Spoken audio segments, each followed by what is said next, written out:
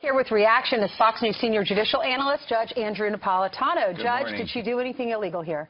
It depends on what she did with the information that she unmasked. She is entitled to this. She, as the president's national security advisor, has the highest level of national security clearance. So if General Flynn is talking to the Russian ambassador and that conversation is recorded, is surveilled, because the government wants to know what the Russian ambassador is saying to whomever he's speaking, and she needs to know to whom the ambassador was speaking in order to understand the conversation, she can do that.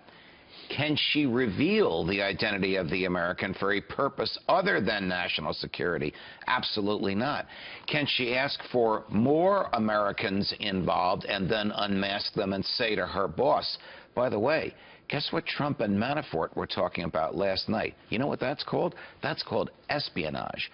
That's called the failure to safeguard top secret information. The identity of Americans incidentally caught up in otherwise lawful surveillance is protected by the top secret protection, the highest level of classification of secrets that we have. This is the same crime that Hillary Clinton probably committed by her failure to safeguard top secret information when she was Secretary of State. This is very troubling, because if you use the apparatus of the intel community to do something bad to your political opponents or to surveil them for political advantage, that is everything that FISA was not supposed to be. Correct. It's also hacking and it's espionage. Each time it's done.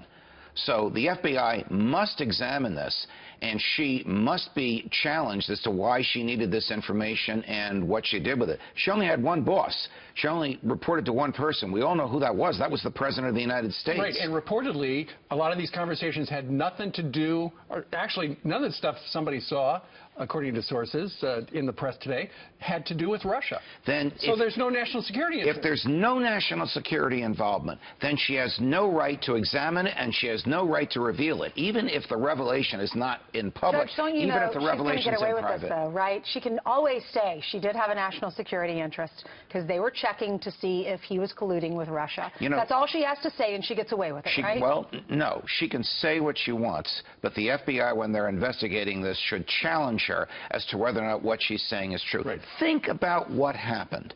The President of the United States and his national security advisor were obtaining transcripts of the President-elect and his potential national security advisor and other transcripts. Could you imagine if George W. Bush and Condoleezza Rice had done this to President-elect Obama? The political earthquake would still be palpable. And now maybe we know what Trump was talking about in that tweet. I think we do. Maybe some Democrats will come out against this as well. I'm waiting for them. Yeah. We'll see. All right, Judge, thank you. You're welcome. Thank you, Judge.